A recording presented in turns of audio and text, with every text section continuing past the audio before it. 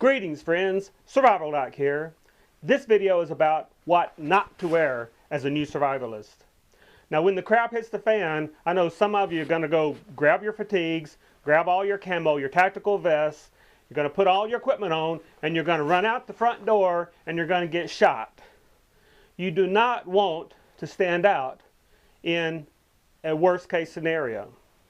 You want to blend in with the crowd. I do not recommend all this camo stuff.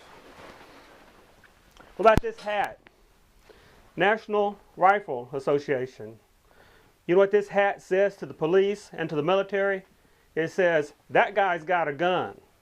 It's the same with camo. They're going to say, that guy is packing. I don't want the police to know that I've got a concealed weapon. Even though my gun is legal, during an emergency, the police and the military are trained to disarm citizens, even honest, law-abiding citizens. Learn a lesson from Katrina. After Hurricane Katrina hit New Orleans, the military went in. They went right to the well-to-do neighborhoods where the people had arms. These people were law-abiding citizens. They had arms simply for the reason to protect their homes, like the Second Amendment allows all Americans to do.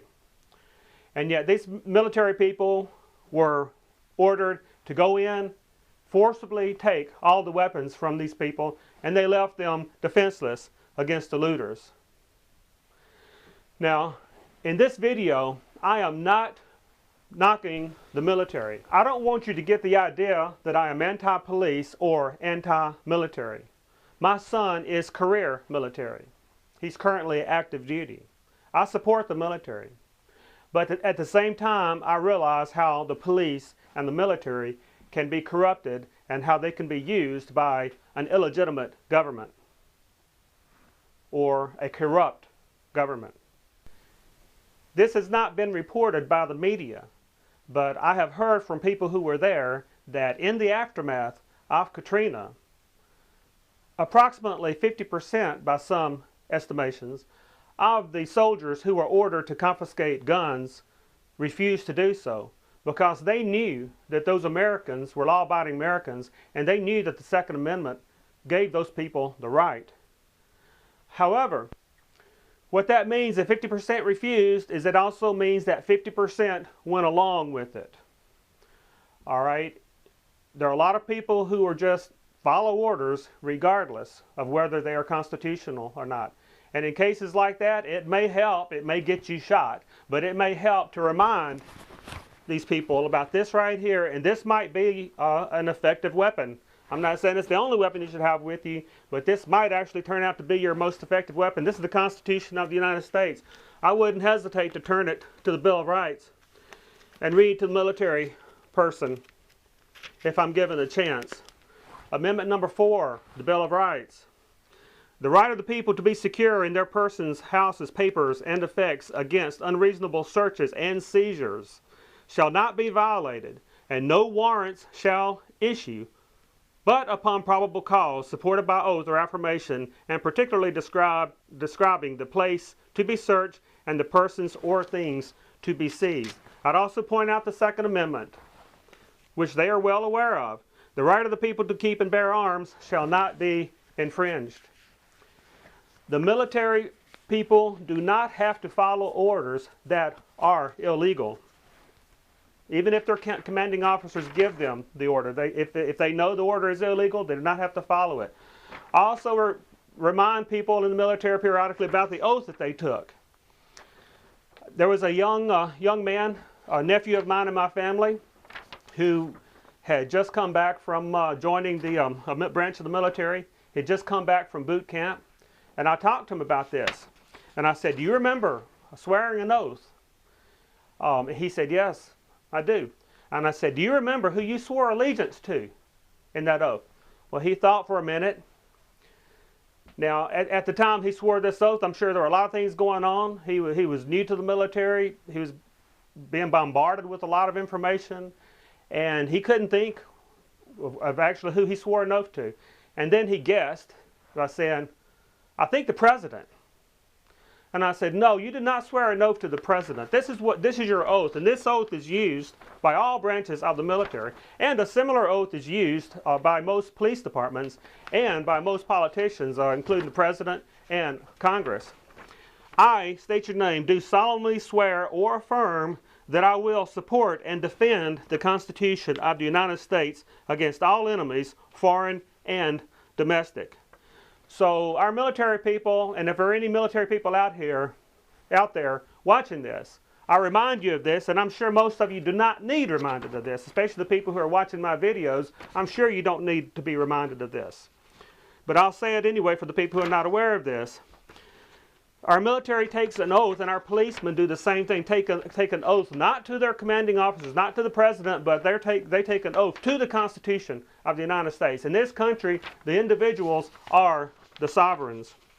Continuing with the oath, semicolon, that I will bear truth, faith, and allegiance to the same, semicolon, and that I will obey the orders of the President of the United States and the orders of the officers appointed over me, comma, according to regulations and the Uniform Code of Military Justice. So help me God. All right, notice that first of all, the first thing they swear to is they swear allegiance to support and defend the Constitution. There are no conditions on that part of the oath. All right, secondarily, that I will obey the orders of the President of the United States and the orders of the officers appointed over me. And there is a condition to that part of the oath, comma, according to regulations and the Uniform Code of Military Justice. And if you will check that Uniform Code of Military Justice, you will find out that the soldiers do not have to follow orders from the commanding officer or even from the president if those orders are illegal according to the laws of this land. And what is the law of this land? This right here, the Constitution. So in a worst case scenario, when the crap hits the fan, it may help to remind the people who are given orders to violate this. It may help to remind them about their oath. Now, some of them it probably won't help. Some of them will probably just shoot you just for reminding them. But for others, there are a lot of good people, and I believe in our military, and I believe in our police officers, and I know that there are a lot of good people in the military and in our police. Now, the problem, another problem, of course, is not only military people who will follow orders over their oath, but also the fact that they have been bringing foreign troops into this country and training the foreign troops to take actions against Americans. Yes, there have been cases reported in the news of foreign troops being brought over here by the United Nations, and what are they training to do? They are training to go door to door and confiscate guns of Americans. Well, the thing about foreign troops is they do not take an oath to the Constitution of the United States. And not only that, but there are a lot of people out there who hate us, and they hate us for different reasons. One reason they hate us is because we have a lot. They're envious of Americans because we historically have been so rich. Another reason they hate us is because our corrupt government has used our military to go over there and conquer people and occupy nations and to kill people and commit undeclared wars that are unconstitutional and illegal. And our government has created a lot of enemies over there. And a lot of those people over there will be all too happy to come over here and subdue and shoot Americans. So when the crap hits the fan, if we have to turn against our military, we don't have a chance. Our military is the largest, the strongest, the best equipped military in the history of the world. We won't have a chance. Our chance will be if our military is on our side. And it may turn out to be a case where our military is fighting the United Nations military. I don't know. I'm just saying that's a possible scenario. But regardless, our Constitution is our greatest weapon as a people. Now, getting back to what not to wear, if you're some young 18 or 19-year-old military eager beaver and you see a guy wearing clothes like this, if there's a group of people moving through a checkpoint, and if you see a guy with clothes like this, what are you going to do? You're going to search him and you're going to de-arm him. You do not want to wear a hat that says National Rifle Association. You do not want to be wearing camo clothes. You certainly do not want to be wearing a tactical vest, especially when I see people with these vests that have a holster right here, and they're wearing their gun right here. What are you thinking? You want to blend in with the crowd. You want to wear normal civilian clothes.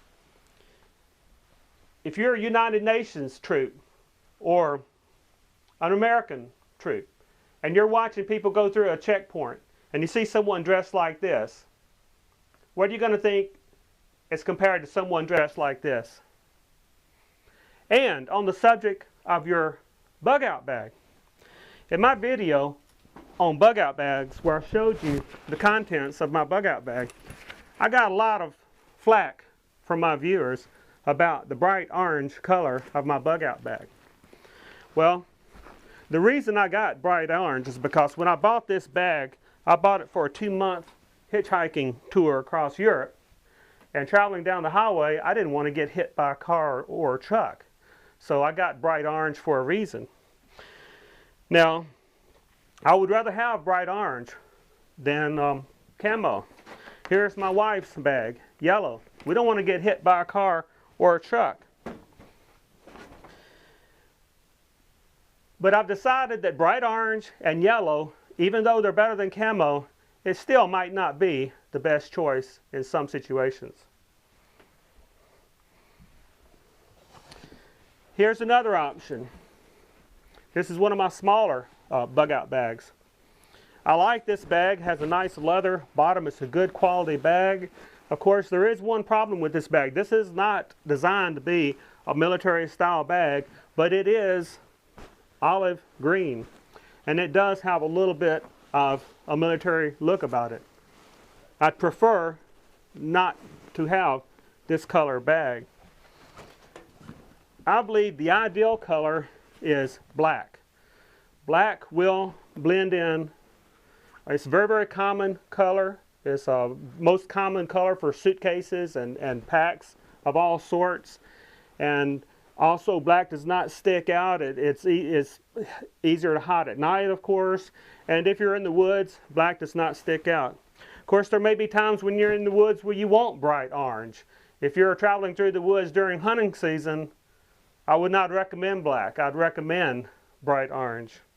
Also, if you get lost in the woods and people are trying to find you, for helicopters flying over, an orange bag is going to be a lot easier to spot than a black one. But these are things that you just need to consider. Here's one of my favorite bags. This is a photographer's bag. And what I like about this bag is it says right there, photo. So at a quick glance, it lets people know exactly what's in this bag. This is my camera equipment, right?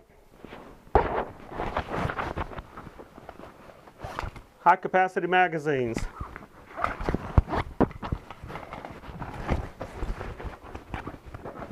Of course, they still might search my bag and they might find my equipment, but I think this is still preferable than carrying your equipment around in a tactical vest, especially camo tactical vest.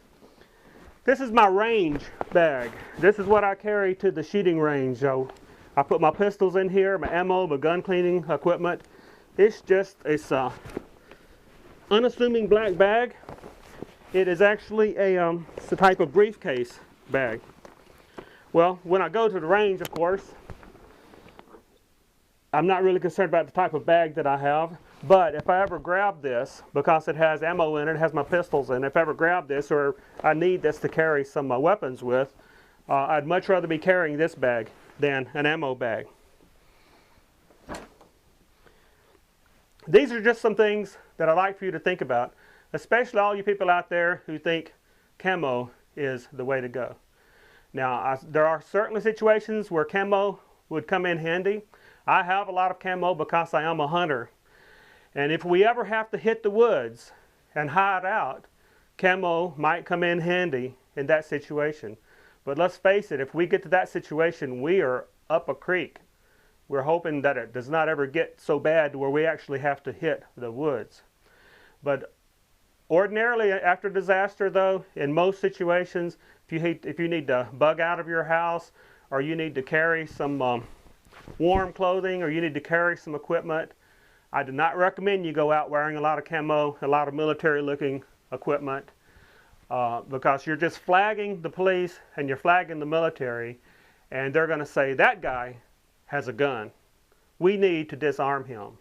And I don't know about you, but in a worst-case scenario, I'd rather keep my guns. This is Survival Doc, reminding you, be prepared or be prepared to be fleeced.